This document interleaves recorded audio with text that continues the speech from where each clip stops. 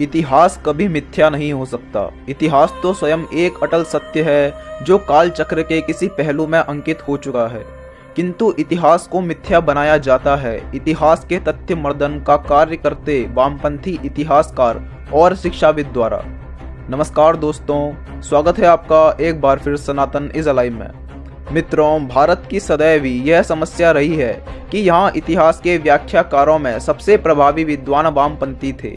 इन्होंने इतिहास को ऐसे प्रदर्शित करने का प्रयास किया जिससे पूरे भारतीय इतिहास जातिवाद और सामाजिक कुरीतियों से परिपूर्ण प्रतीत हो। वामपंथी इतिहासकारों एवं बुद्धिजीवियों की एक साझा समस्या रही है, इन्हें ब्राह्मण से अतः घृणा थी। ब्राह्मण शब्द सुनकर ही यह बुद्धिजीवी ऐसे विचलित हो जाते जैसे नेवले को देखकर सर्प। ब्राह्मण घृणा का ही परिणाम है भारतवर्ष के एक महान शासक का चरित्र हनन। ऐसा शासक जिसने अखंड भारत के स्वप्न को पूर्ण करने के लिए न जाने कितने प्रयास किए, भारतवर्ष की अखंडता की सुरक्षा के लिए कितने ही युद्ध किए। भारतवर्ष के इस महान शासक को इतिहास में मुगलों के 10वें हिस्से के बराबर भी स्थान नहीं दिया गया। उसका अपराध इतना ही था कि वह एक ब्राह्मण था और उसने भारतवर्ष में क्षीण हो रहे सनातन धर्म की पुनः स्थापना का स्वप्न देखा। यह शासक थे पुष्यमित्र शुंग, जिन्होंने मौर्य वंश का सर्वनाश कर बिखरे हुए भारत को पुनः अखंड बनाया। आज हम इन्हीं महान शासक की महान गाथा लेकर प्रस्तुत हुए हैं, तो चलिए इनकी जीवन कथा को आगे बढ़ाते हैं। जिस अखंड भारत की कल्पना आचार्य चाणक्य ने की थी, उनकी मृत्यु के बाद वह परिकल्पना धुंधली होने लगी। मौर्य वंश के शासक वैदिक धर्म के प्रति उदासीन होने लगे।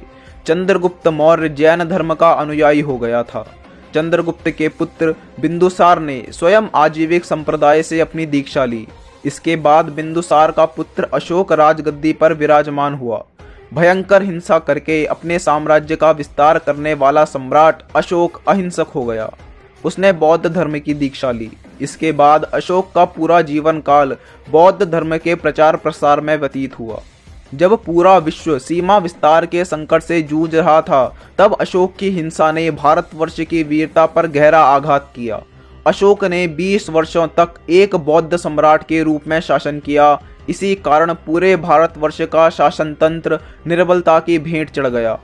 मौर्य वंश के शासकों का दूसरे पंथों की ओर झुकाव गलत नहीं था, यह उनका निजी विषय था, किंतु शासन तंत्र की सहायता से भारतवर्ष के सनातन धर्म को क्षीण करने का कार्य करना गलत था। भारतवर्ष के वैदिक अस्तित्व पर बौद्ध पंथ की शिक्षाओं को थोपना गलत था। भारतवर्ष अहिंसा की चपेट में आता जा रहा था। भारतीय सनातन धर्म से विरक्ति की यह प्रक्रिया मौर्य वंश के अंतिम शासक बृहद्रथ तक चलती रही।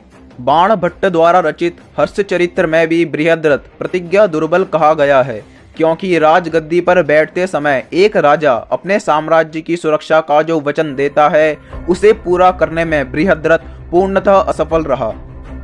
मौर्य साम्राज्य निरंतर दुर्बल होता जा रहा था और बृहद्रथ के शासनकाल में यह दुर्बलता अपने चरम पर पहुंच चुकी थी। अधिकांश मगध साम्राज्य बौद्ध अनुयायी हो चुका था। इन सब के बीच यह खबर आई कि ग्रीक शासक भारतवर्ष पर आक्रमण करने की योजना बना रहे हैं।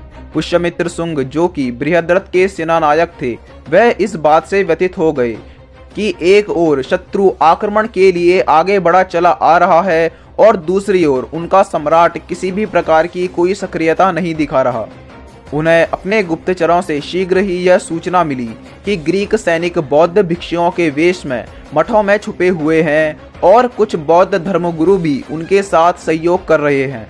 इस सूचना से व्यथित होकर पुष्यमित्र ने बौद्ध मठों की तलाशी लेने की अनुमति मांगी, किंतु बृहद्रथ इसके लिए तैयार नहीं हुआ।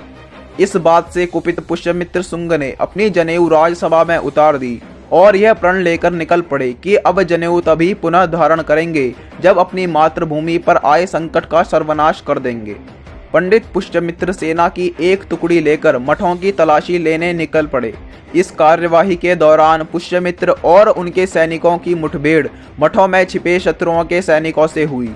कई शत्रु सैनिक मृत्यु के घाट उतार दिए गए। जो शत्रु मठों में जीवित बच गए, उन्हें बंदी बनाकर पुष्यमित्र बृहद्रथ के पास लेकर आए और अपराधियों को दंड देने की मांग की। किंतु बृहद्रथ ने ऐसा नहीं किया, अपितु वह पुष्यमित्र पर ही क्रोधित हो उठा और उन पर अपनी तलवार लेकर बढ़ चला।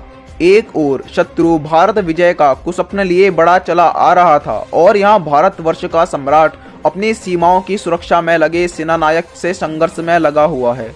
अंततः पुष्यमित्र ने बृहद्रथ को मृत्यु के घाट उतार दिया और क्योंकि सेना पुष्यमित्र के प्रति अनुरक्त थी, इसी कारण पंडित पुष्यमित्र शुंग को राजा घोषित कर दिया गया। राजा बनने के तुरंत बाद पुष्यमित्र शुंग ने अपंग हो चुके साम्राज्य को पुनर्व्यवस्थित किया।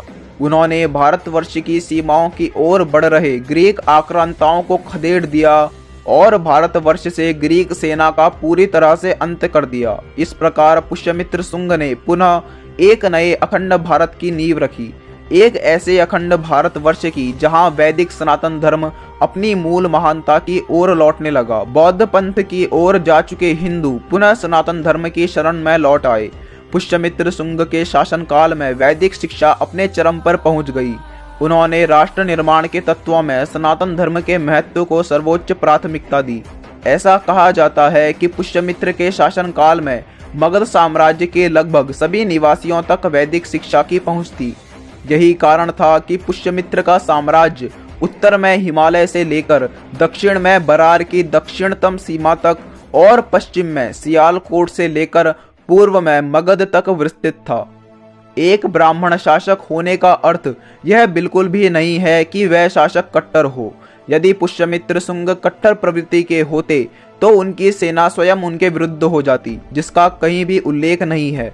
पुष्यमित्र शुंग के विषय में एक मार्क्सवादी इतिहासकार गार्गी चक्रवर्ती ने एजेंडा बनाया है कि वह कट्टरपंथी ब्राह्मण था।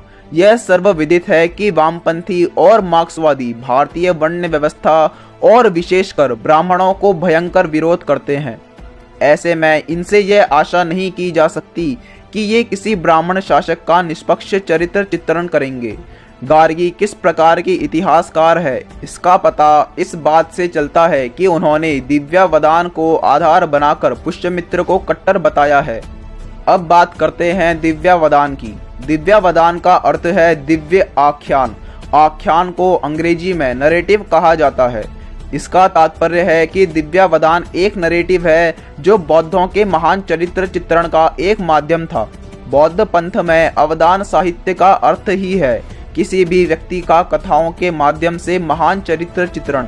अब यह विचारणीय है कि यदि किसी नरेटिव के माध्यम से बौद्धों का चरित्र चित्रण सकारात्मक रूप में किया जाएगा तो नकारात्मक कौन होगा? निश्चित रूप से वही व्यक्ति जिसका बौद्धों के साथ संघर्ष हुआ हो। वह व्यक्ति थे पुष्यमित्र शुंग। नरेटिव का अर्थ ही होता है किसी व्यक्ति या संगठन के पक्ष में अथवा विपक्ष में विचारों का निर्माण करना। पुष्यमित्र का बौद्धों के साथ संघर्ष कितना सत्य है, आइए इस पर चर्चा करते हैं। पुष्यमित्र शुंग ब्राह्मण अवश्य थे किंतु कट्टर नहीं। पुष्यमित्र के कट्टर न होने का सबसे बड़ा प्रमाण है वामपंथियों की लाडली इतिहासकार रोमिला थापर। रोमिला जी ने स्वयं अपनी पुस्तक अशोक एवं मौर्य का पतन, Ashok and the decline of the Mauryas में स्पष्ट रूप से यह कहा है कि पुष्यमित्र द्वारा बौद्धों के नरसंहार का कोई ठोस प्रमाण उपलब्ध नहीं है। अपनी पुस्तक popular controversies in world history में स्टीवन एल डेनवर भी यही संभावना व्यक्त करते हैं कि मौर्य साम्राज्य से मिल रही सहायता बंद होने के बाद बौद्ध पुष्यमित्र विरोधी हो गए थे। एटिन लेमोट, जो कि बौद्ध इतिहास के सबसे बड़े ज्ञाता थे, उन्होंने भी पुस्तक popular controversies in world history में कहा है कि महान बौद्ध विचारक और इतिहासकार भी इस बात की पुष्टि नहीं करते कि पुष्यमित्र बौद्ध विरोधी था अथवा उसने किसी भी प्रकार से बौद्धों का नरसंहार नहीं किया। आज भारत जाग रहा है और अपने वास्तविक इतिहास को जान रहा है। आशा है कि भारत के नागरिक अपने उस शासक को उचित सम्मान देंगे जिसके कारण भारतवर्ष का सनातन धर्म सुरक्षित रहा और आज भी अपनी चरम अवस्था की ओर बढ़ रहा है।